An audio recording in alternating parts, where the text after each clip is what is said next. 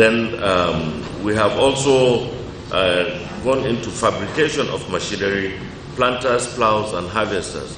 One, of course, which is of very interest on important metric tons, but they don't have a single farm, but they have outgrower scheme that is recovering almost 100%.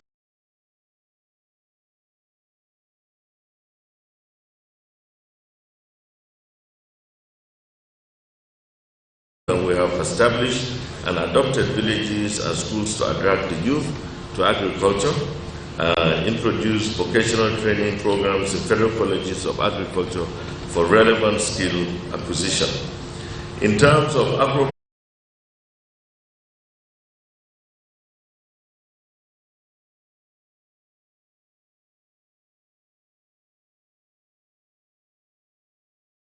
being the chief marketer of Nigeria, the marketer-in-chief, had gone there and had declared to the Saudis that Nigeria is open for business, and I'm happy that is a result of that outcome of that meeting. With these few remarks, I would like to also thank you very much for listening, and we are available, myself and my colleague, if there are any other questions and comments that may.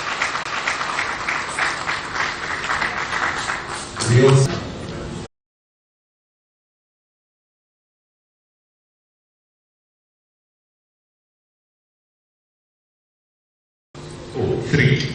All right. The Honorable Minister is so gracious to give us. So permit me to pick on the last man at the end there. The man at the end of the man in white. Thank you. Can we have the microphone? All right. And for gender balance, I'm with the lady on red hair. Yes. Thank you. Thank you very much, Honorable Minister, for this wonderful presentation. My name is Zachary Dako from PR Nigeria. I'd like to know the plan of this administration for the ordinary farmer in Nigeria. I want you to give us specific, and also what are you doing about in the area of interest rates, what is this government doing about it? Thank you very much. Thank you. Just pass the mic to your neighbor there. Pass the mic to your neighbor there so that we don't come back there. Please proceed. That whoever promises to benefit your life, you look at how he looks. Honorable Minister, sir, looking at you this morning, relaxed, good voice, well fed. Can we get to the question? It goes to show, sir, that the mandate has been given to you as Minister of Agriculture and Food Security. Nigerians are in good hands. Yes. Question, sir.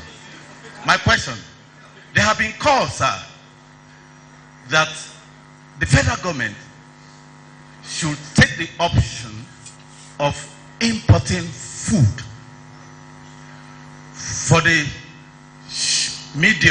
short and medium term.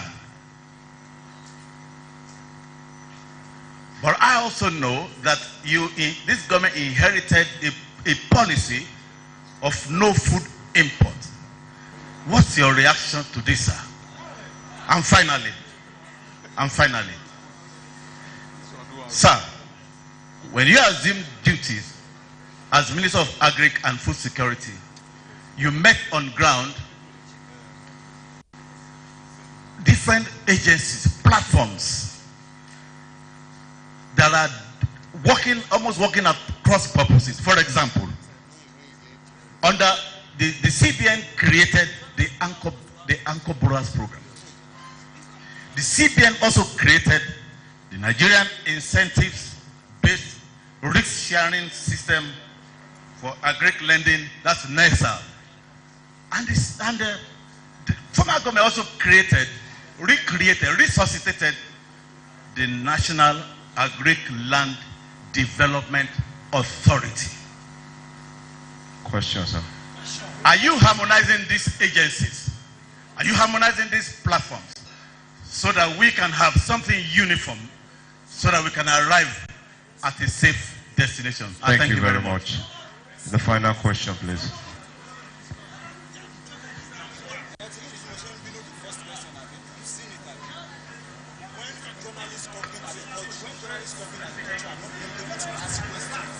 Yes, your question, ma'am. Good morning, my Honorable Minister of Food and Security Ministry. My question is, you have said so much. My name is Ujunwa Okonkwo, Voice of Nigeria. So much about gathering the debtors of farmers all over Nigeria and all the tractors that the MOU has been signed. Please, I want to know the people in Nigeria. Thank you. Thank you very much. Honorable Minister, sir. You may wish to respond to these questions. First one, what are the plans for the ordinary farmer? And you remember we also mentioned in my opening remarks that the ordinary smallholder farmer constitutes the majority of our farmlands today. Almost 90% of our farmlands are occupied by smallholder farmers. Let me ask the question here also. Who are from the rural farming communities here? Please raise your hand. Rural farming communities.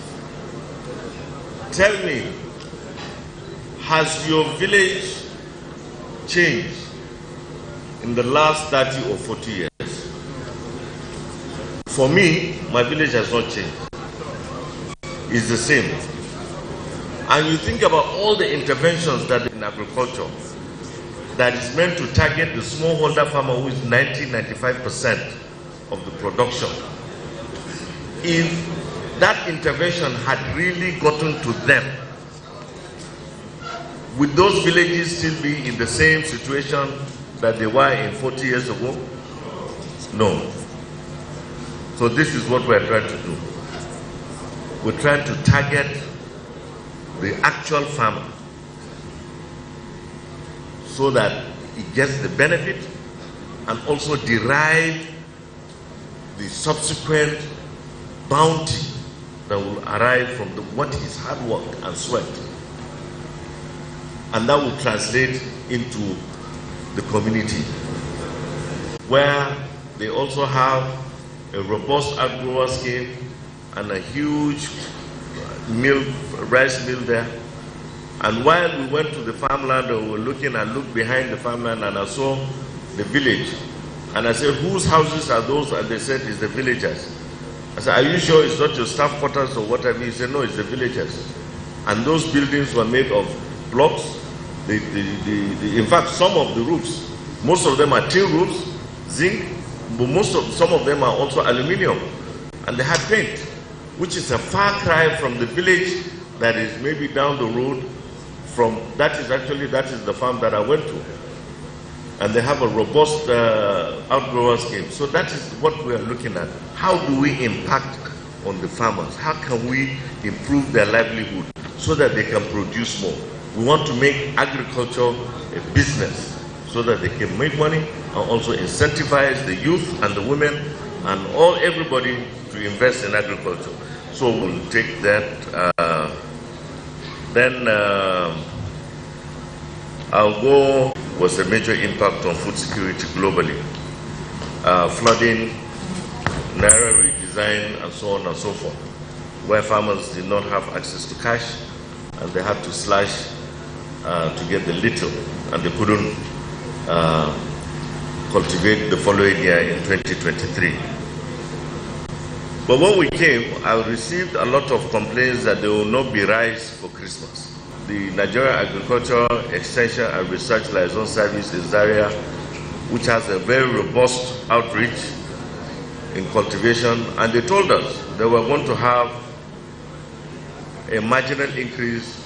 There is a cycle of lean seasons that will come maybe around August, September. It's something that is there usually annually. But we have ramped up production, and we are going to ramp up, especially in the wet season. Never has been done. Let me say this, not the never, but targeted interventions. Target production.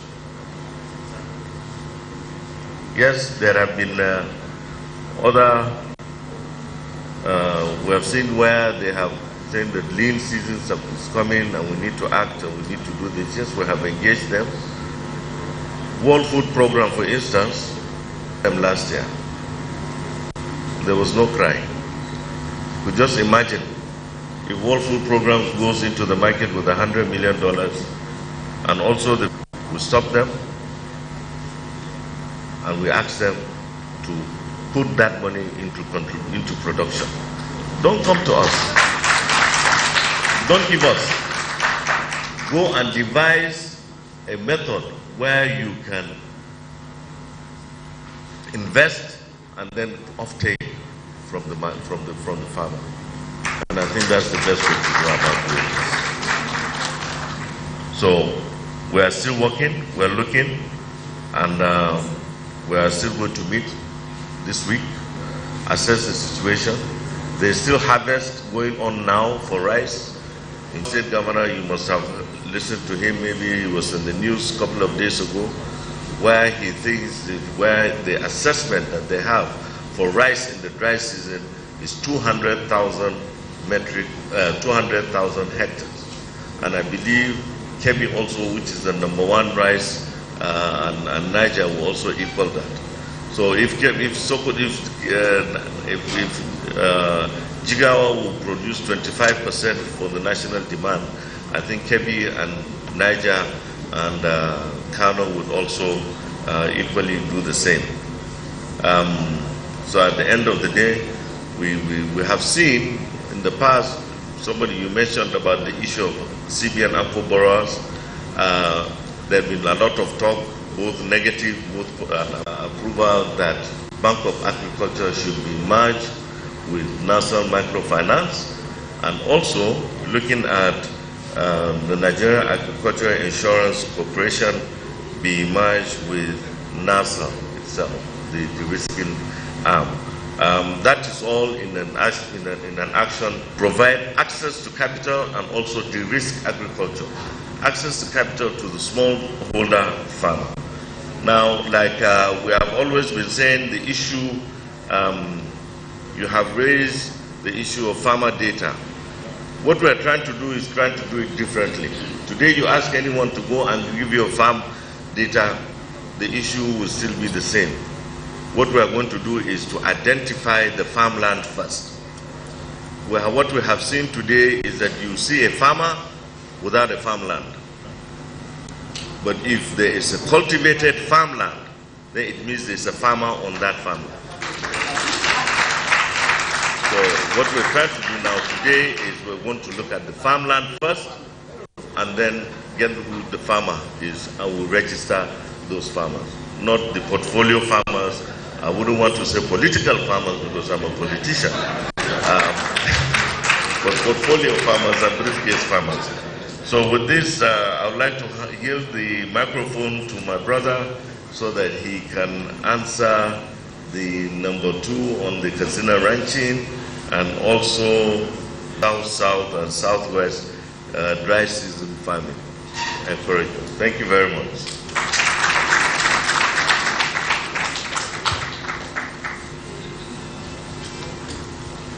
Thank you very much.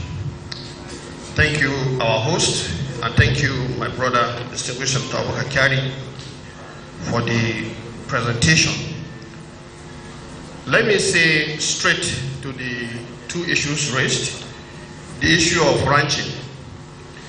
Like you all know, before we came on board, the issue of ranching, ruga, that is rural area, that is rural grazing area, were issues that somehow were controversial in some parts of the country. So in the case you are asking, the Katsina State government is currently working, because when you say grazing land or ranching, you are talking about lands that have to be accessible and to also reserve it specifically for that purpose. So they are doing that due diligence. The government had existing grazing reserves. But over the years, some of these grazing reserves have been encroached on. And when the government is able to finally satisfy that, we already have programs that have been designed to ensure that the feed and fodder that will be available in those places are guaranteed. Because when you have a ranch, it means you must be able to provide fodder and also feed, where either you are doing combined grazing and then they come back to their feed lot or they are banned to feed. So this is work in progress. But let me say basically that as a ministry, we realize the importance of livestock to animal protein. So we've just recently concluded with the African Union, and Nigeria is the 4th country in Africa to do that now. We've established what we call multi-stakeholder platform for feed and fodder development, so that we'll be able to develop our own Nigerian feed and fodder industry. And it is expected that this will generate a lot of employment to young Nigerians who will be able to go and plant fodder, process it, and sell it in the livestock market. That has been done, and we are working very hard on this. Now, to the aspect of helping the South, Southeast to also participate in all year-round farming. In fact, it's the entire country we are looking at. And here we are looking at all the 6 agroecologies. What we are planning to do in this year's budget, for example, is to introduce hydroponic farming, greenhouse farming, because you know in the South and Southeast, for example, sometimes when the rains are too much, some of the commodities are not able to do well. So we are doing this particular program targeting youths and women in particular, and that will be unveiled in the course of this year, inshallah. Now, the other aspect I would like to say here is that we also realize when it comes to these agroecologies, there are episodes of maybe post-harvest waste, post-harvest losses. So in this particular instance also, we are working very hard to see how we can bring in technologies. In some of them, for example, in the livestock sector, cold chain, to ensure that when you have products, the cocoa development committee is in the process of being revalidated, and you know the bulk of the Southeast, many of the states are cocoa producing. Now we are working very hard on that because the price of cocoa today in the international market is attractive, and Nigeria should not lose out on that. So expect very rapid work on this aspect. The other aspect is oil palm. And I think we realize that for you to support the young Nigerians who wants to go into these sectors, you need to help them with processing equipment. And we are doing that as part of the mechanization scheme. The ones we reeled out, part of them are tractors, part of them are harvesters, planters, and seeders. And all of these are designed to reduce the drudgery. You know, Nigerian youths feel anything who are fertilized, they are not ready to go into it. So we are going to change that narrative to make sure that the Nigerian youths find agriculture as attractive. So finally, let me also add here that as a ministry, we realize you need to have a sustainable system, not something we will start and after some few months it has disappeared. What we are doing is to put in place a foundation in line with the vision of the President Bola Ahmed Tinubu, to put Nigeria on the path of sustained and sustainable growth. It was designed to target young Nigerians, give them input, seed, fertilizer, chemicals that will be able to support their productivity. And this was done targeting 10,114 farmers within the space of 6 months. And I think this program is currently being reviewed, and we intend before the end of the year to outscale and upscale this. And I want to use this opportunity to thank the Honorable Minister of Budget and Economic Planning, because that project which we implemented was really a very practical and direct targeted program supporting the Nigerian youth. Thank you very much. Thank you very much, the Honorable Minister of Agriculture, and also that's Senator Abdulbakar Kyari, CON, for giving us more exposition as regards to what you're doing in your ministry. May I at this moment quickly acknowledge the presence of the head of the Interministerial Committee Secretariat and the Permanent Secretary General Services Office of the Office of the Secretary to the Government of the Federation, Dr. Nnamdi. Yes, ladies and gentlemen, we all agree that the aviation industry plays a significant role in the nation's development. And today we have in our midst a spearhead of the ministry who will come to let us know what they've done, what's been done, and what will be done in the ministry. Please, ladies and gentlemen, kindly help me to receive and welcome the Honorable Minister of Aviation Aerospace, Festus Keyamo, SAN, CON, FCR, UK. Please can we put our hands together for him as he comes over. Thank you very much. My brother, the Minister of Information and National Orientation,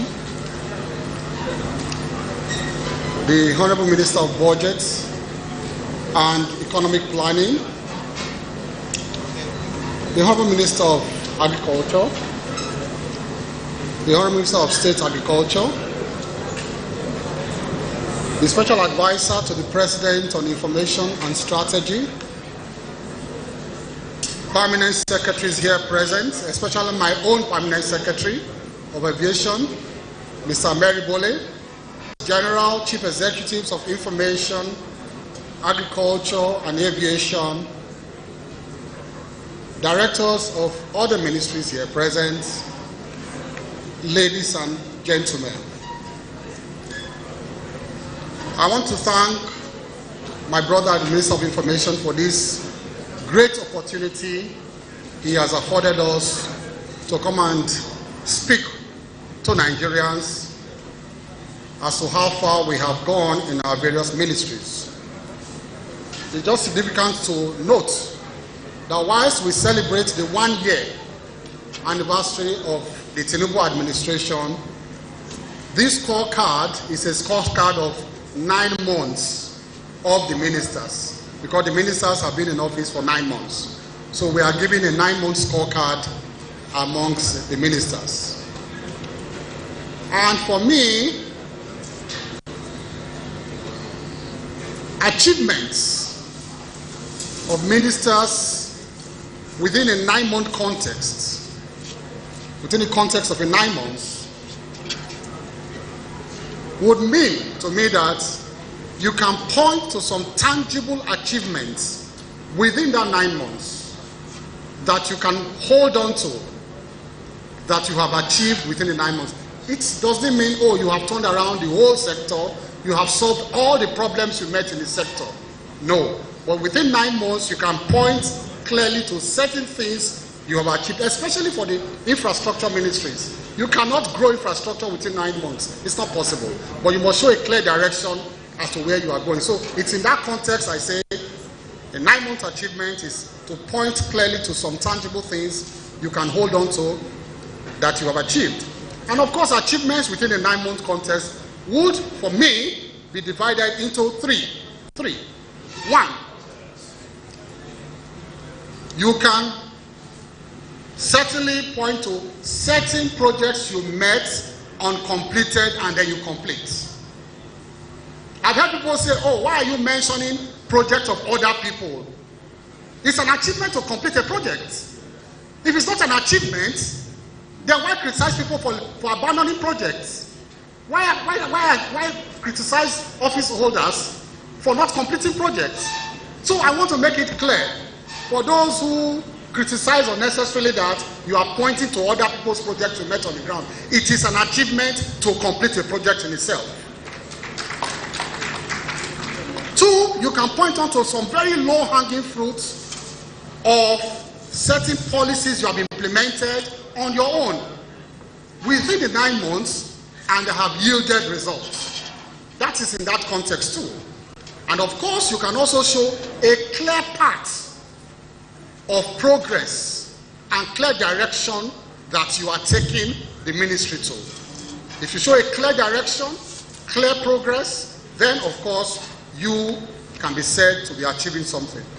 Now, I will not dwell too much on the theories. I don't like theories. I know these academic foundations as to the mandate of the ministry and all that. Those things are taken for granted. We know it's the aviation sector. However, let's just zero down on our own tenure. Overall, we know the 8 priority areas of the Tinubu administration as a whole. Now, out of these 8 priority areas, what we did in the aviation sector when we came on board 9 months ago was to set 5 focus areas that were extracted from these general 8 priority areas. We identified 5 focus areas that we're going to concentrate on in the aviation sector. Let me just quickly mention those 5 focus areas and then dovetail quickly into our achievements as they relate to these 5 focus areas. 1, because safety is key, we said we would ensure strict compliance with safety regulations and continuous upward movement of Nigeria's rating by the International Civil Aviation Organization.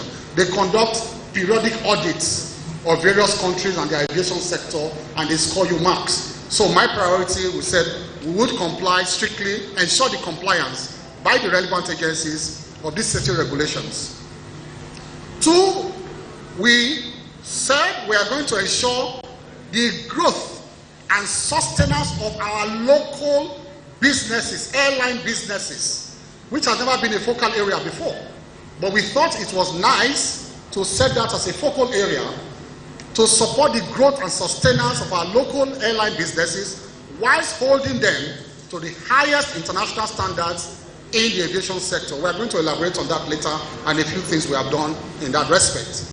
3, we said we are going to improve infrastructure in the aviation industry. The big infrastructure, modern infrastructure, and of course maintaining the existing infrastructure. And of course we said 4, we are going to concentrate on development of human capacity within the industry. The aviation industry is one of the industries sector that attracts the highest number of training because it's very contemporary and because of safety. Various technical people within the industry, they have to update their knowledge almost periodically in order to meet up with global standards. And of course, we said we are going to the 5th one, we are going to optimize revenue generation, not impose new taxes. So we're not saying we're just going to optimize it. Leakages, areas where we thought there were leakages, we're not doing well, we're going to plug those areas to optimize revenue within the sector. Now, how have we fared in terms of these areas and our achievements? Let me even start from the very latest, so we'll not go back very well. I just came back from Saudi Arabia. And I have good news for you from Saudi Arabia. I met my counterpart in Saudi Arabia on his invitation, and we have agreed. My counterpart is Jassim Saif Ahmed Al Sulaiti of Saudi Arabia. We have agreed that we are going to resume cargo flights between Nigeria and Saudi Arabia. This had been suspended for long, but now cargo flights are Nigeria and Saudi Arabia. Now, guess what? Globally, air cargo trade accounts for about 35% of the world trade. 35%. And air cargo trade, according to the International Air Transport Association, IATA, attracts about $6 trillion annually. And we are missing, within that, sector. We were missing, Nigeria was missing. In many routes across the world. We have just started with Saudi Arabia. We have achieved that. But I'm going to continue my interaction with various countries of the world that I think, we can benefit from in terms of resumption of the cargo trade between our countries. So that is back. We have appointed focal persons to work out the modalities, but we have achieved that in the aviation sector. But let me go back to the beginning. Within 1 month, within 2 weeks of our assumption of office, and this is where interministerial, cooperation comes in. Something that has been protracted since the Obasanjo area, the second runway. The second runway, you all journalists, it had been a problem, like a sore thumb that was sticking out. Since the Obasanjo era, it was controversy after controversy after controversy. Some efforts started during the last administration, so we have to acknowledge that. In fact, certain seed funding was provided during the last administration, a year before the termination. But yet, the contractors could not move to site. There was so many controversy regarding the settlers on that strip of land where the second runway was is going to pass through. And the danger of operating a nation's capital, a nation with just one runway. I mean, we can't even imagine the dangers of just using one runway in the nation's capital. We thought that was priority once we came in. Just imagine foreign heads of state coming in to Nigeria one day, and there's a problem on the runway. Where are we going to divert them to? Where? Another country? How? Are we going to cancel the conference if they are coming for a conference or a state visit? I mean, so it's inconceivable that a nation's capital would be operating on one runway, and we have been doing it for many years. But guess what? It did take 2 weeks, less than 2 weeks when we came in. Using our God-given skills as lawyers, it was not difficult for us to engage the people. And it was out of court resolution. It was resolved with some assistance from the Ministry of FCT. With some assistance, it was resolved by us with less than 2 weeks. They agreed, they pulled out. There were 1 or 2 things here to resolve, but the contractors have moved to site, and I'm happy to tell you that the construction of the second runway has started. It has started. Anytime you are look to your right, because you always approach from the south. Look to your right, you will see the second runway is visible. You will see all the trucks there making the runway and then clearing it. So the second runway has started. Before we came to office, also, of course, the new terminal in Lagos was ready. We have to acknowledge that. But it could not be used. They could not use the new terminal. It was put to very minimum use. They could not optimize the use. Why? Because there were certain defects, structural defects, architectural defects, operational defects within that runway. Within 1 month, within that, not runway, I'm sorry, within the building. Within 1 month, we found a solution to those problems. And we ordered all the international airlines to move to that new terminal in Lagos. And before I came, they said it was impossible. That was the word they used. Ask them, the fund people are here. They told me as minister that it was possible. So I blocked my ear to civil servants telling me it's impossible. Civil servants, permanent secretary. I told my colleague, don't let civil servants tell you that it's impossible. No, don't mind them all. Follow your political objectives, your clear objectives. And I blocked my ears. I said, let the place collapse first. Enter there. Let me see the problem. Enter first. And that is what they are using today. Impossible has become possible. That's what they are using today. First of all, they said the big aircraft could not come in and anchor. So that's one reason why international flights cannot arrive there. I said, so then why build it? Who approved this design? They said because some hangars were blocking it. I said, I have traveled to Turkey. I have traveled to Doha. I have traveled to... People enter buses when they land. Let them somewhere enter buses. Let's use it. And that's what they're doing. In some area, they're doing that. We insisted on our reciprocal rights. We pointed out areas in our bus. Arm-twisting diplomacy. I won't tell you too much about that. We threatened, we did all kinds of things. And said, look, these things must happen. Of course, one has yielded efforts, one of them. And of course,